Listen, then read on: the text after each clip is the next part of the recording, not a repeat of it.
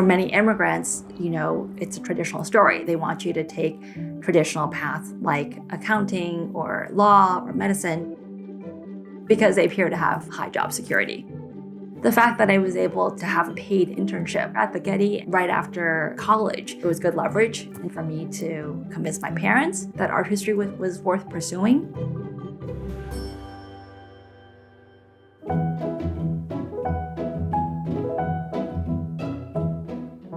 I was a Getty Marrow undergraduate intern in the summer of 1995, and I was an intern in the Department of Paintings. And this was back when the Getty was still at the Villa. And those were great days. It was magical. It's always very funny. Eventually, when you are talking with people, eventually they will ask you, how did you decide to study European art? The classes I loved were classes on Northern Europe. And that was what I really gravitated towards.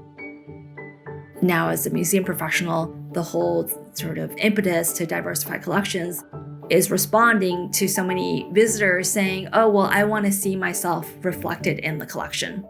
But I also feel that it's also important to bring different perspectives from the outside. For me, and now assembling a team, it is really important to me that people bring geographic diversity and that they bring diversity of job experiences and also diversity of education, because that, at the end of the day, I think is really how you diversify. The fact that I speak about European art and not about art of my background, it's important for people to understand that they too can be authorities or experts and specialists in areas that have nothing to do with their own personal background. That part is important, that I can be a role model for those people, or that I can be a mentor, and that people can feel a connection. And if I think hard about it, that really goes back to my time at the Getty.